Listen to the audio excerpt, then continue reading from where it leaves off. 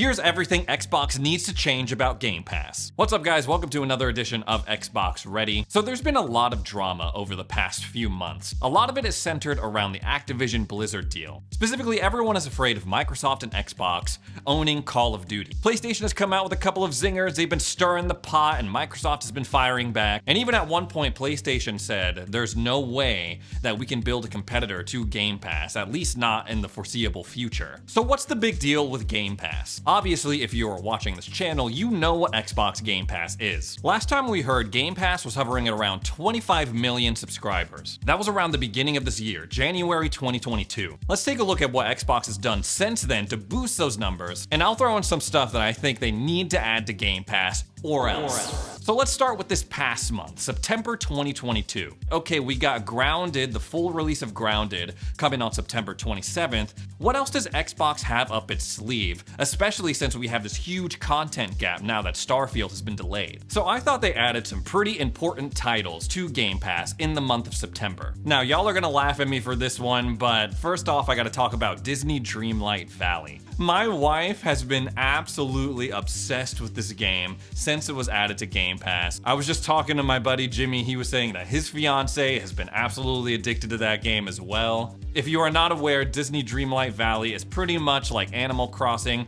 with that Disney flair, with Disney characters, and it has a little bit more of a single player story aspect to it. Prior to Disney Dreamlight Valley coming to Game Pass, there was really nothing like that offering an Animal Crossing sim experience in the library. So even though I'm not playing Disney Dreamlight Valley, maybe you're not playing it, I feel like it was a really important pickup for the Game Pass library. We also got this really sick game called Moonscars. Perhaps you remember me talking about this game in a previous video, but it's billed as a Souls-like game, a 2D Souls-like game with this sick art style. This was a really fun game, and obviously Game Pass does not have other Souls-like games. So if you were hungry for an experience like that, I feel like this scratches that itch. We also got a slew of games added from Eastern publishers. Danganronpa V3 was added on September 15th, and I know that game has a very loyal fan base. Ni no Kuni was also added on September 15th, the day of the Tokyo Game Show. Apparently, Xbox's relationship with Eastern developers, Eastern publishers,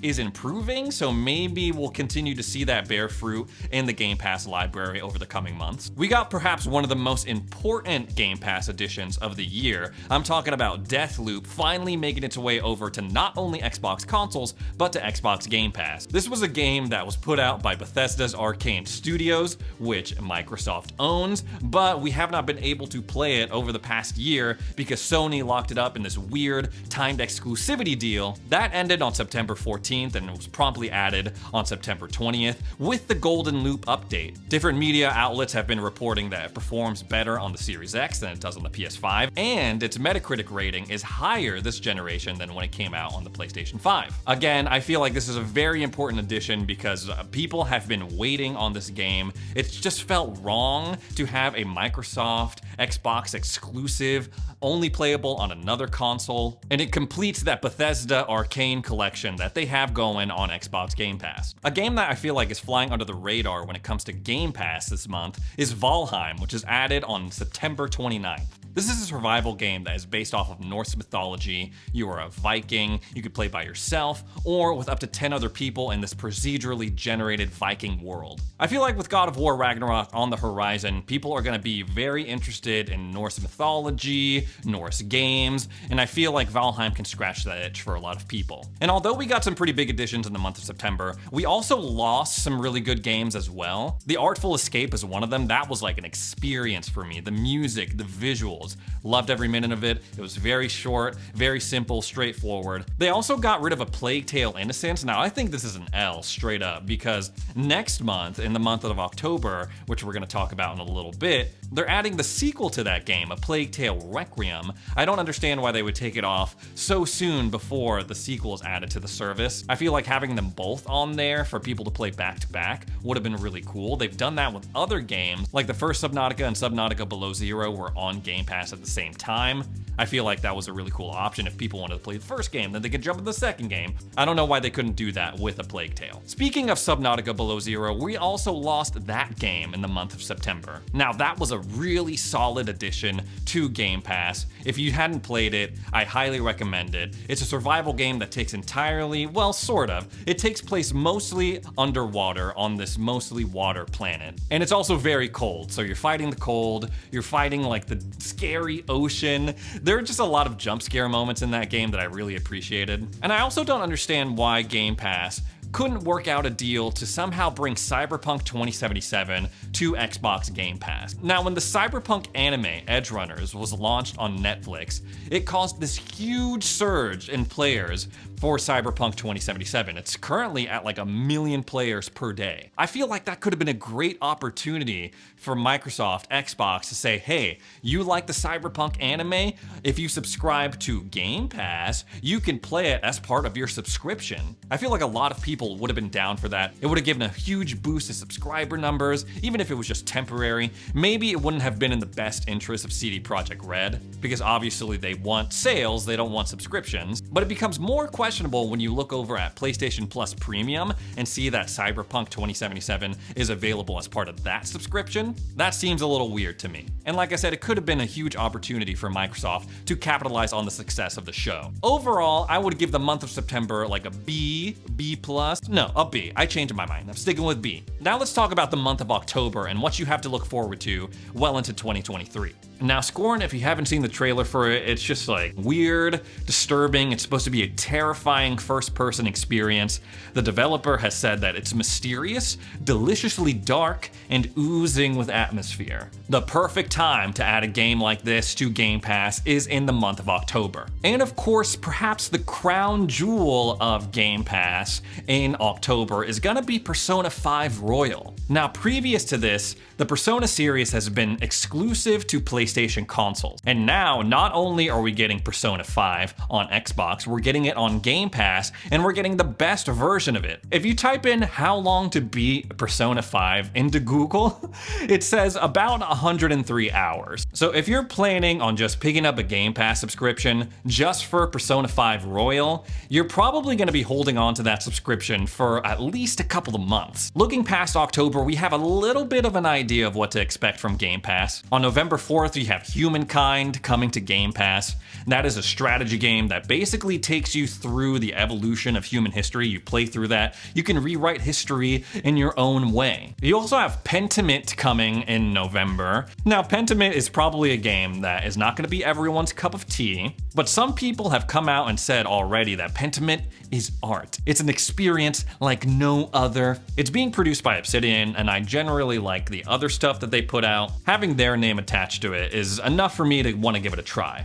Also, for the month of November, we're supposed to get Warhammer 40k Darktide. Now, this is a cooperative action shooter game. We had a game that was very similar to this on Game Pass a couple of months ago, except it was Warhammer 40k Vermintide. And instead of being in this sci-fi situation in that game, you were back in the medieval times, and you were fighting against hordes of plague-ridden rat people. Very fun, very chaotic. I feel like a lot of people are going to enjoy this iteration of the game. The biggest game that we know is coming to Game Pass in November is definitely Gungrave Gore. Now, this is a new Gungrave game based off the PlayStation 2 titles that came out in 2002 and 2004. The game is a stylish third-person action shooter and sees you becoming the badass anti-hero of your dreams, an ultimate killing machine, mowing down tons of enemies in a gory ballet of bullets. Looking forward to December, we know even less than we do for the month of November, obviously because it's further out. We definitely know that Hello Neighbor 2 is coming to Game Pass in December. Now, Hello Neighbor was not a game that was previously on my radar until this really creepy kid showed me gameplay of it. He was like, yeah, this is my favorite game. This, Five Nights at Freddy's, I love stuff like this. If you are not aware, Hello 2 is a stealth horror game where you're being stalked by a mysterious creature as you try to track down Mr. Peterson, the neighbor, who has disappeared after the events of the first game. So yes, very, very scary, probably not gonna get you in the mood for the holiday season, but solid pickup for sure. So seeing games like Scorn and now Hello Neighbor joining the service is very encouraging if you like scary games. Outside of that, we know that High on Life is supposed to be coming to Game Pass in December. Now, this is Squanch Games, it's got Justin Roiland all over it. It was supposed to come out in October, but like a lot of other games this year, it got delayed. I have high hopes for this game, and I feel like it could be a really standout addition to the service in the month of December. As far as the rest of 2022 goes, that's pretty much all we know for sure. I'm sure there are going to be many more additions. I want them to add a couple of things to fill in some content gaps. I feel like by the end of this year, they should add Assassin's Creed Valhalla. But you know, in July, they added Assassin's Creed Origins. 2 months later, they added Odyssey. Maybe in 2 months' time, they'll add Valhalla and just complete that RPG trilogy that Assassin's Creed has going on. We also know that Microsoft's relationship with Ubisoft seems to be pretty decent. So by the end of this year, it would be really cool to see Valhalla and maybe Far Cry 6 come to the service. Because looking at the other side of the aisle, I just think it's weird that PlayStation Plus Extra and Premium have Valhalla and Game Pass doesn't. Another thing I'd want them to add, I was browsing PS Plus Extra, I know, I'm an Xbox guy, sue me, but I saw that they had Kingdom Come Deliverance on there, and I was like, that would be, I feel like, a great addition to Xbox Game Pass. Now, Xbox Game Pass already offers you a lot of fantasy RPG games. The Dragon Age series, the Elder Scrolls series, and those seem to be received pretty well. So I feel like Kingdom Come Deliverance, although it's low fantasy, there's no dragons, there's no magic, it's just a straight medieval RPG, could do really well amongst the fan base. Hopefully they give us some good news come 2023, because we potentially have a situation where they can launch huge games that they've been working on, huge first-party games back to back. Games like Forza Motorsport 8, Redfall, Starfield. And in between those big first-party releases, they pepper in some really awesome day one third-party titles. Wo Long Fallen Dynasty, Guilty Gear Strive, which was awesome to see at Tokyo Game Show, Ark 2, Flintlock, The Lies of P. This game trailer and the announcement that it was coming to Game Pass day one almost like destroyed Xbox Twitter. Everyone was so excited about it. And if things go right, we can also get Stalker 2 sometime in 2023 on Game Pass. Even if that's not enough to you, we also have the potential, if Microsoft closes this Activision Blizzard deal, to get all of their IPs on Game Pass. And suddenly, this argument that Xbox Game Pass has no AAA games, they have no big games, all of that could be put to rest if 2023 goes according to plan.